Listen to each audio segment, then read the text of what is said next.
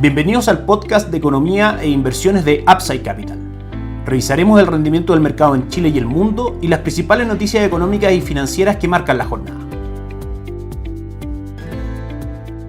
Muy buenos días, ¿cómo están ustedes? Viernes 5 de abril de 2024, soy Ramiro Galeano, fundador de Upside Capital. Les doy la bienvenida a otra edición más de mercados en Upside Capital. Como todos los viernes vamos con el cierre semanal de mercado. Comenzamos por el mercado local, que tuvo muchísimas noticias y de gran importancia que comentar. El día lunes tuvimos la publicación del IMASEC del mes de febrero, que sorprende al alza, marcando un 4.5% versus las estimaciones del mercado cercanas a aproximadamente al 2.5%. Cifra bastante mejor a lo esperado, aunque con algunos factores que el mercado mira con cautela, como por ejemplo el factor del gasto público, que presenta un crecimiento con tasas difíciles de seguir repitiendo en el futuro, y también por tener un día hábil más el segundo mes del año en comparación al año anterior. El día martes el Banco Central rebaja la tasa desde el 7.25% al 6.50%, la tasa de política monetaria en 75 puntos base, en línea con lo que esperaba el mercado, con algunos cambios en su comunicado. En primera instancia menciona la depreciación del peso, finalmente el alza del dólar en Chile como un factor relevante ante las sorpresas inflacionarias de enero y febrero, meses que marcaron por sobre lo esperado en cuanto a IPC, y por otro lado también manifiesta que si bien el ciclo de recorte de tasa de política monetaria seguirá presente en nuestra economía, los recortes probablemente tiendan a ser más graduales. Y por último, el día miércoles tuvimos la publicación del informe de política monetaria por parte del Banco Central, donde revisa al alza las expectativas de inflación y de crecimiento para el año 2024. En cuanto a la inflación, si en diciembre proyectaba que a diciembre de 2024 la inflación estaría en el 2.9%, ahora marca que debería estar en el 3.8%, estableciendo siempre la depreciación del tipo de cambio como un factor fundamental para las proyecciones inflacionarias, y aumenta el rango de crecimiento esperado del Producto Interno Bruto desde el anterior 1.25 al 2.25% a este informe, donde lo sitúa en el 2 al 3%. También para 2025-2026 proyecta un rango de crecimiento entre el 1.5 y el 2.5%.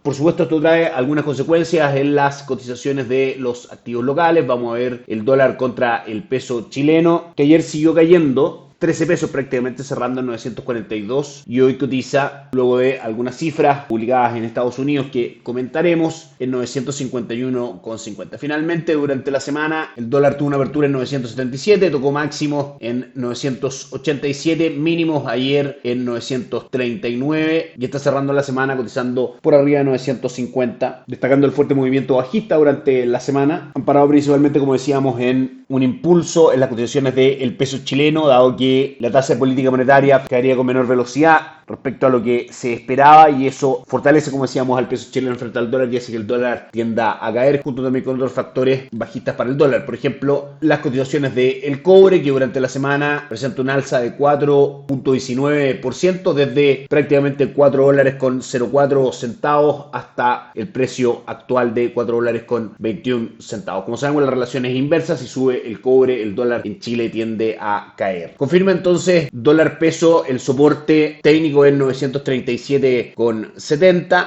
y ahora eventualmente ante una ruptura de 952, 954, los niveles de referencia superiores estarían en 973 y 989, y los precios por la parte baja de las cotizaciones ante una mantención finalmente durante la próxima semana de la caída del dólar en Chile, como lo fue esta semana. Los precios relevantes son, como decíamos, 937, luego 926 y 919. Si bien una menor agresividad en el ciclo de recorte de tasa de política monetaria podría haber golpeado las cotizaciones de la renta fija local, por ahora no se ven caídas en los fondos. De hecho, han seguido manteniendo una tendencia creciente en sus retornos. Itaú Dinámico, fondo base de nuestra estrategia de inversión para mediano a largo plazo, mantiene un retorno durante el año del 2.67% y un acumulado durante los últimos 30 días del 1.09%. Ahorro corto plazo y Ahorro Plus, fondos para estrategias de mediano plazo, cierran la semana con un retorno en los últimos 30 días del 0.79 y 0.69%, con un retorno acumulado 2024 del 2.33 y 2.28. Y Money Market mantiene sus cotizaciones en 0.5% durante los últimos 30 días. Itaú Performance, fondo recomendado para estrategias de inversión de corto plazo, acumulando un retorno durante el año del 1.67%. También forman parte de nuestra recomendación de inversión en las carteras de conservación de capital de Principal AGF, otro de nuestros socios estratégicos, con las carteras de conservación de capital, con retornos de 1.74, 1.83 y 1.67% en lo que va del año para las carteras de 6, 18 y 36 meses respectivamente. Por último, el IPSA, que ayer perdió los 6.600 puntos, cayó un 0.42%, cerró en 6.588 puntos. Hoy cae también un 0.21%, cotiza en 6.575 puntos. Las acciones más transadas del día es Sokimich B, que sube un 0.52%, Latam, que corrige hoy día, cae un 1.03%, y Falabella, que cae un 0.46%.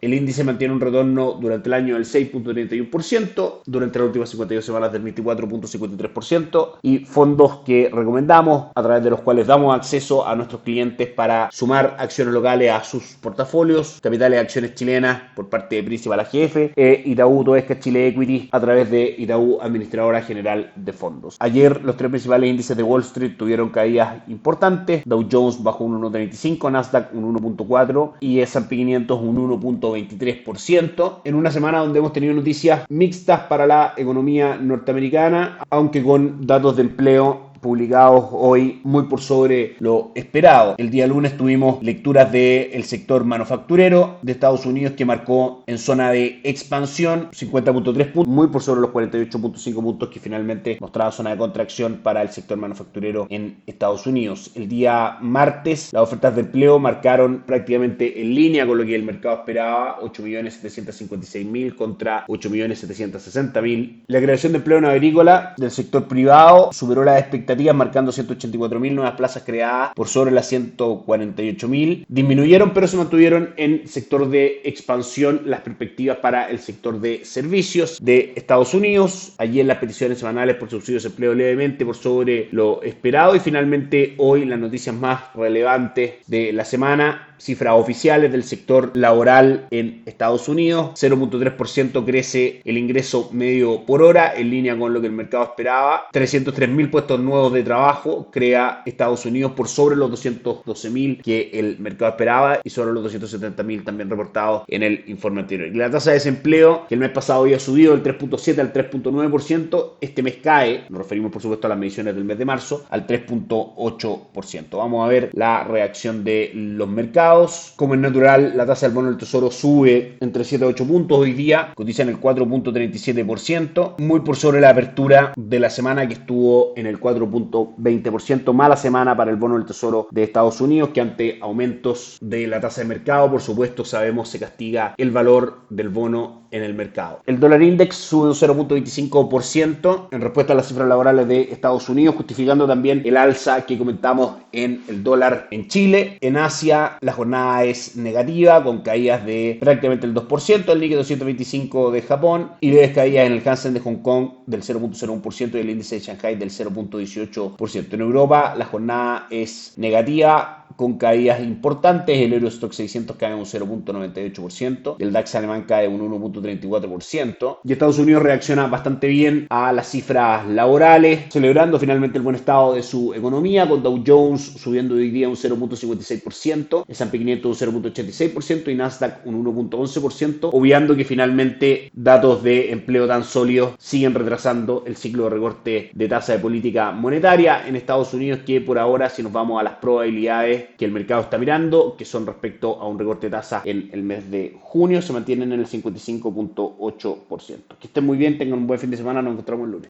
Gracias por escuchar el podcast de Economía e Inversiones de Upside Capital. Te invitamos a visitar nuestro sitio web www.upsidecap.cl y contactarnos para brindarte una asesoría objetiva, sin sesgo y con una mirada global para tus inversiones.